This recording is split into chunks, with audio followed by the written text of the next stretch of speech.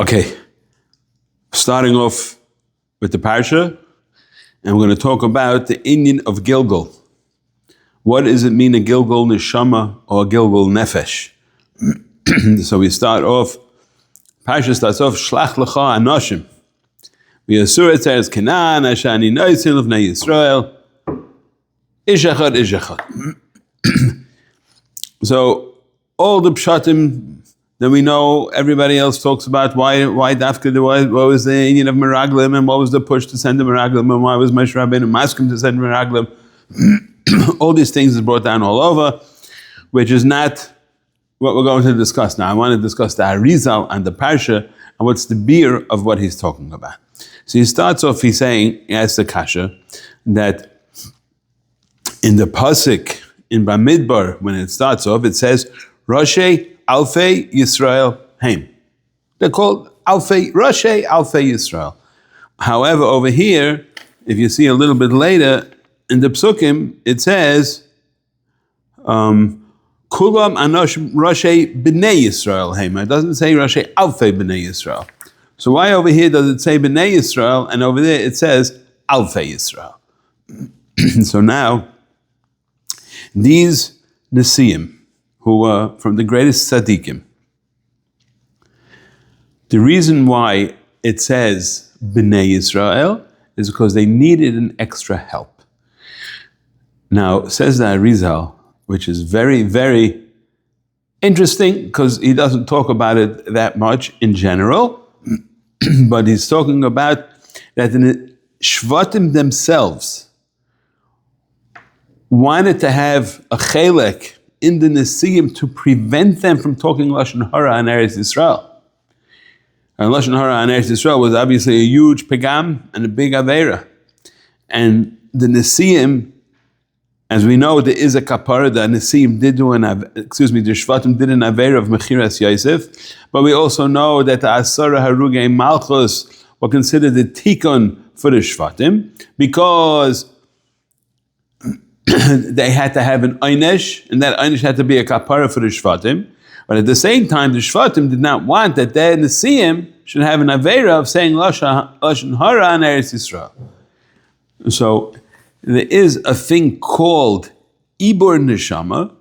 Ibur Neshama means that you're getting an extra piece of a Neshama to help you do a mitzvah and or to prevent you from doing an Aveira.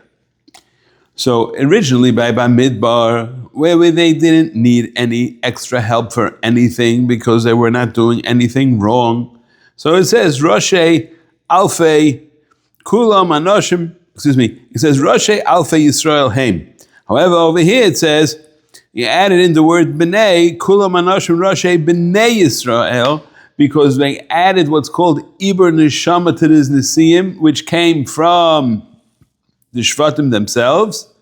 And Pshat B'nei Yisrael, they are, so to speak, like they have an extra child from the Shvatim of Klal Yisrael. The Shvatim were the Iker, and they were the Tafel. Now there are two Shvatim, two Nesiim, who went along, who did not get, they got an extra bonus, besides this extra, what we call Ibur Neshama. So, they were Yehoshua, who Moshe added the title of Ka Yoshiacha Yisrael, because Yeshua was coming for Shevet Ephraim, and there was no Ibur Neshama coming from Ephraim because he was not a Nasi. It was coming from Yosef direct, and Yosef was not a Nasi that had a specific Shevet. He had Menashe and Ephraim. So Yeshua, who was coming to represent Shevet Ephraim, so he got the extra boost of Ka Yoshiacha Me'atzas Miraglim. Moshe Rabbeinu gave him the name. There was also a chelik in the Bria that he had to give him, because since Eldarim made it, they said in Nevi'us B'machane that Moshe is going to die and Yeshua is going to bring them into Eretz Yisrael. If Yeshua is going to bring them into Eretz Yisrael and say Lashon Hara on it, that Nevuah will also be bottled, because Yeshua will not want to bring them into Eretz Yisrael. So basically what we're seeing from here is that they got what's called the Ibur Neshama. Now I wanted to talk a little bit about what is this whole inyan of Gilgul Neshama and what is the difference between Gilgul Neshama and Ibur Neshama, and also what is a Gilgul Neshama by a lady, and what happens by a Ziva Grishon. We know it says Baskal Yaitse, it says Ben Pliny LePliny, and then so the question is, which is considered the real Zivug, the Zivug Rishon or a Zivug Sheni? So I'm going to obviously refer to the ARI'ZAL, because these things you cannot make up on your own, because we actually have no idea. And even after learning the ARI'ZAL, we still have no idea, but we're just saying over what he says in order to have a little bit of understanding what's going on in the world beyond. And not that we can do anything with it, because the first thing you have to understand is we do not know cheshbonos. We're dealing in war situations in Eretz Yisrael and all kinds of tzaras that are people going through, and we don't know cheshbonos. So we won't venture to say anything, because the cheshbonos of how the world works is in Shamayim, is not in this world. The only thing we could do for a tikkun is learn Torah, do mitzvahs, ma'asim tovim, midas hachesed. Everybody has to focus on whatever their strength is. If one guy is better in learning, and one guy is better in chasadim, and doing hatzalah, or whatever it is, he has to focus all his kaiches to be creating a nachas ruach liyotzrei. Everybody according to their madrega. The highest madrega is Torah and mitzvahs, but everybody lefi madrega asai. Now we know that every person that's born gets what's called a neshama. Now we know that neshama, it has 4 pchinas to it, actually 5, which is nefesh, ruach, neshama, chaya, yechida. When we say neshama, it's a general term, but there's very specifics to it. And the main specific that we're going to deal with is pchinas nefesh. When a person is born, he gets pchinas nefesh. Now that nefesh is coming from, it's going into his guf, and that is what gives him, it keeps him alive. That's his taivas and things that he needs to keep going. And the second madrega is his ruach, and the ruach is the actual life, the breathing, and also the thinking that a person thinks in his head. All the things that go on in his life. Why did this happen? Why did that happen? I'm now going to go learn, or I'm now going to go to sleep, or whatever it is that's going on, that's coming from pchinas ruach.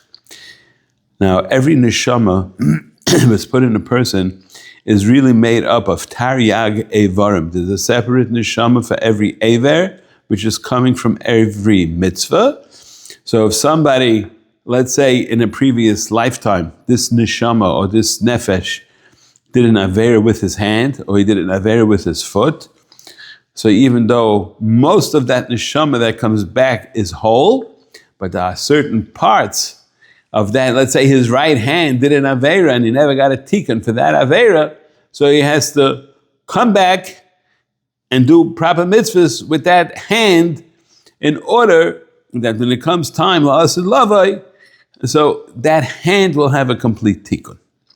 So every person can be made up of chelkei haneshama. There's not one gilgul complete for one whole person. It comes back in chalakim. There are many, many different parts to it. And it also doesn't come in one shot. When a person is born, he gets pchinas nefesh, so he gets a neshama. Now attached to that neshama, it can be made up of 2 parts. And one part is the nefesh, and then the other part will be the ruach, and it dependent on what he is getting, that's what he obviously will have. But it's also going to be very much taloi in his maisim, but his maisim will be taloi in the shirish neshama. What did he get? Everybody has a shirish neshama. So that's just in general, every person is made up of a neshama begilgul, because Chazal said, after the Churban Bayis Sheni, there are no new neshamas chadashas.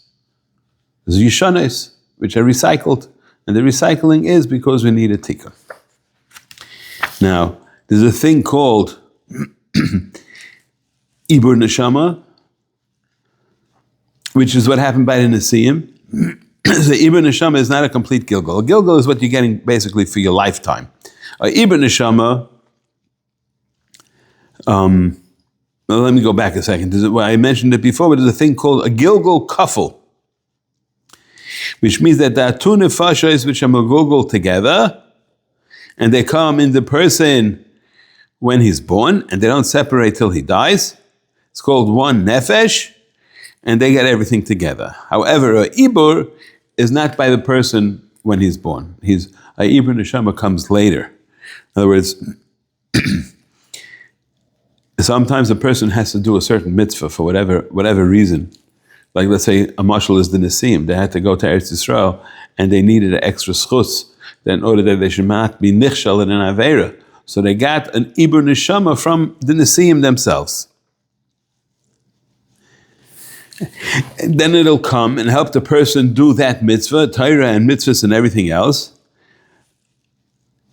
But most of these things that come for Torah or mitzvahs is not going to come into the person till he's age 13. We learned by Pesach also there's an Indian katnus and gadlus that a person doesn't get his moichen till his bar mitzvah. And those moichen will carry you through till the end of your days to help you continue getting new mitzvahs and ma'asim tovim. And they are acquired through bakashas from Kutshabrichu, similar to mitzvah gereres mitzvah. When you do one mitzvah, so the Rebbeinu Shalom sees that you are a worthy kli of doing mitzvahs, so he may decide to give you what's called ibur neshama, and then he'll give you the opportunity to do more mitzvahs. Normally we say mitzvah gereres mitzvah is, you did the mitzvah, so the malachim are going to come and help you out. So it's all true, but there's another pchina called ibur neshama, which the ARI'ZAL tells us happened by the Nisim, and he also tells us that it happens all the time. We don't know when, so you can't look for cheshbainis because we do not know any cheshbainis of what goes on upstairs. I'm only saying it to give us an awareness that we don't know anything. Only thing we know is we don't know cheshbainis, and we have to always serve Hashem in a way that the best way we can, and to overcome all our obstacles and all our taivas gufni. The other thing that I wanted to mention, I'm only talking very briefly because it's not a topic that really needs to be going into deeply because it's confusing and not always understood properly. Now we know that Chazal tells, I'm talking about Shidduchim, Kasher Zivugim Kikriyas Yamsuf. So Chazal tell us, ARI'ZAL learns it's talking about a Zivug Sheni. And very often you have that the Zivug Sheni is better than the first one. So what's the pshat? When a person gets married right away with no problems whatsoever, when it comes time, it's pshat that he's coming from a neshama that had no chet on it. And then it says, when it comes time, the reason why it takes people longer is because they are mizgalgal from some other aveira that they had to be misaken before they were able to get married, and therefore there's mekatrigim on him because there was averis in his neshama, and he has to get over those averis. And a lot of times it's called that since you are coming begilgul, your first wife may be called your zivug sheni because you got past that gilgul, that the averis and the tikkun of the first neshama that came to you, the Gilgul Rishon, and now it's considered Gilgul Sheni, so therefore it's called Zivug Sheni, although it is actually your first wife. And I'm going to read the Lashon. V'ata bazeh hagilgul nikra Zivug Sheni, ka'isha hi atzma rishona. The wife herself is the first one. Aval Zivug hu Sheni, lozeh lo yamru Zivug Shenis el Zivug Sheni, shechayzel hazivug v'lo la'isha. In other words, that the marriage, which was a marriage by Lamais El Yainim in the Gilgulim, so that was the first. And that once it got to Tikkun, then it's considered like a second one. So, may we all be Zeicher. The question is, do women have Gilgulim? The Pasha says, he says not, but we're not going to go into it now. It's a long sugya. Those who want to know, it's a Shar Gilgulim, and talks about it over there. And on that note, I would just like to wish everybody, may we all be Zeicher to do Torah and mitzvahs, l'shem and l'teferes. without any cheshbonus, because we can't make cheshbonus anyways.